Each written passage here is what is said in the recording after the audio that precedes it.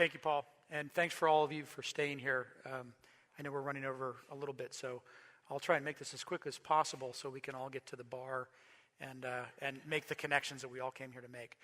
As Paul said, I'm a co-founder and until very recently the CEO of PsiKick. I say very recently because we just hired a true CEO, a real CEO for this company, a 30-year industry veteran from the semiconductor industry who really knows how to drive it to the next level. Many of you probably don't know what PsiKick does. I'll go through it very quickly. It's a truly disruptive technology. It was founded here based on some technology from UVA and the University of Michigan. Those are my two co-founders on either side of that chip. We make the world's most energy-efficient wireless semiconductors that operate on 1/1000th of the power of the chips inside of your cell phone or your laptop. The implication of that is that we power these chips from harvested energy, energy that the chips take from the environment around them, ambient energy through vibration, through indoor light, through RF energy over the air, or from thermal gradients from body heat or from other thermal differentials. And we use that to power chips. Where do these chips go? Well, these are going to be the chips that power the Internet of Things. If any of you are reading the media or paying any attention to technology, the Internet of Things is where everything gets smart. And these chips are going to be the things that make them smart. You can't put a battery with those chips because you can't change a battery every year like you change a battery inside of your smoke detector once they're embedded in things, in walls and streets and in cars, et cetera. Hopefully we'll be the Intel inside for the Internet of Things. I want to talk a little bit about how this came to be in Charlottesville and the ecosystem that enabled this to happen and where I think this ecosystem is going for a place like Charlottesville and why it's so important to foster that. Why Seville? Well, basically there's a pretty simple answer. It's because two people happened to live in Charlottesville that had two pieces of an equation. On the left is Ben Calhoun. He's an inventor of the technology from the engineering school. He's a professor there. And I happened to move back here from Silicon Valley, where I had spent 17 years. Thank you for that. That's a fan down there in the front row. I had lived in Silicon Valley. After going to UVA as an undergrad, I lived in Silicon Valley and invested in startups for over 17 years. I moved back to Charlottesville for a change of life, for a lifestyle change, and for a change of pace. I happened to be teaching a few classes at McIntyre. Ben was a professor and invented the technology and wanted to start a company. So the short story is we connected and we met through the university. And that's the way people typically tell the story. It's actually much more complex than that. We didn't actually meet through UVA. It looks more like that. We met through a very complex set of conditions and relationships that had been developing for me from 2007 until 2012 when we founded the company and when I met Ben. Ben knew a lot of people as well. Up there on the left is Jaffrey Woodruff. He may be out in the audience. He was instrumental in creating this company. I don't know if you're out there, Jaffrey, raise your hand, but thank you very much for helping us make this possible. A number of our employees are up here on the left. I think they're all sitting over there. Raise your hands, guys. It wasn't just Ben and I meeting randomly and deciding let's start a company. There was a lot of things that had to come together. And when you look at innovation ecosystems, successful innovation ecosystems, you realize that they're really complex networks. Lots of things have to be in place for something like PsiKick to emerge from a place like UVA. All of you are nodes in this complex network, okay? Silicon Valley, where I spent most of my career, is the most highly evolved complex network for innovation, right? Anybody that's been there realizes it is better than any place on the planet for creating startups. It also happens to be a really shitty place to live. Unless you're at the very top of that ecosystem, okay? It's not accessible for 90% of the people that live there, okay? So why did I move back to Charlottesville? It was to change my quality of life, right? I was living in the most advanced ecosystem for innovation on the planet, and yet I didn't enjoy being there. I didn't enjoy living there.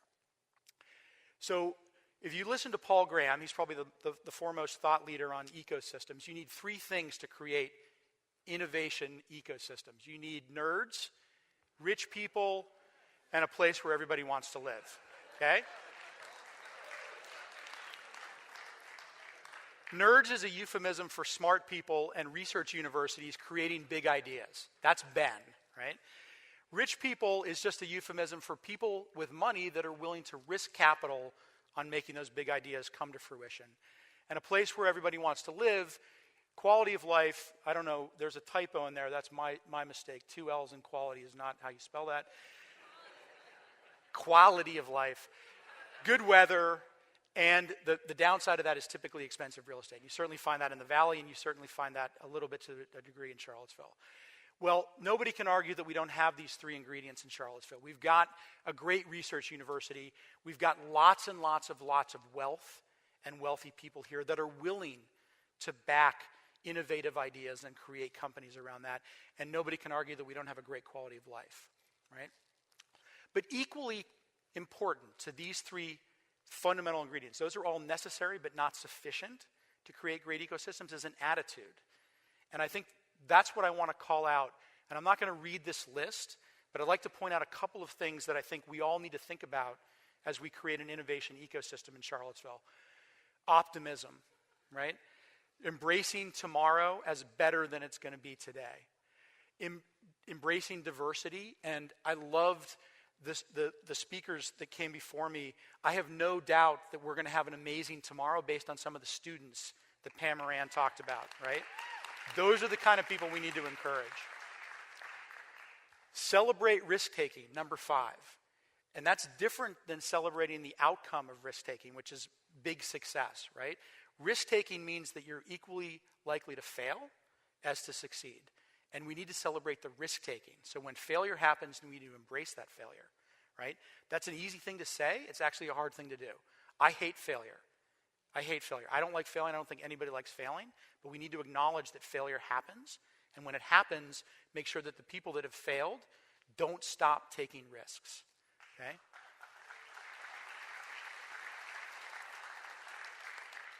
A 20-year horizon, right? This doesn't happen overnight. We need to be thinking 2 decades out as to what Charlottesville can be and also what we don't want it to be, right? There's some risks in creating an innovation ecosystem that we need to be mindful of that we don't recreate like they've created in Silicon Valley. And then a Large Hadron Collider. And everybody's like, what the F is a Large Hadron Collider? Well, that's CERN outside of Geneva. I happened to live in Geneva for a couple years in my venture career. Large Hadron Collider accelerates fundamental particles near the speed of light. They cross the beams. There's big energy collisions. Cool things happen, right? Colliding people from diverse backgrounds, getting people to talk and exchange ideas where they otherwise wouldn't because they live in their own little realm is what I call a Large Hadron Collider.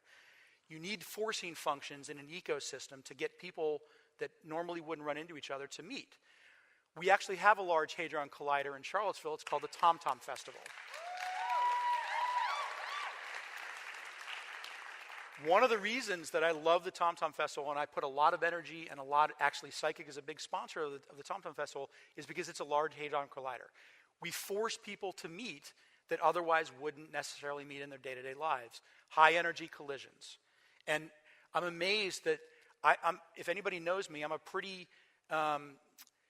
excitable guy about networking and startups in town. I meet with a lot of people. I talk to a lot of entrepreneurs that are creating companies. And I'm always amazed to come to something like this with people that I know speaking and learn something new every day. And it's a forcing function like this that gets me to do that, right? The TomTom Festival is a Large Hadron Collider, as are the Book Festival and the Look Festival and the Virginia Film Festival, like Jody talked about. These are all huge contributors to quality of life, the reason we want to live here. And we need to make sure that we pay attention to making sure that doesn't go away.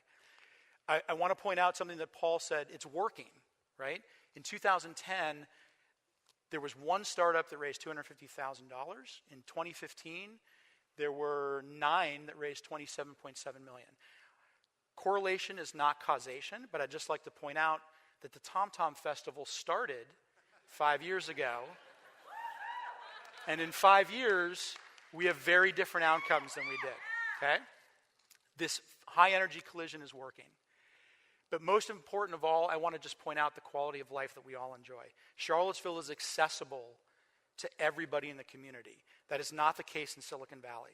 Unless you're in the top 1% or maybe the top 5%, most of the quality of life in Silicon Valley has been taken away.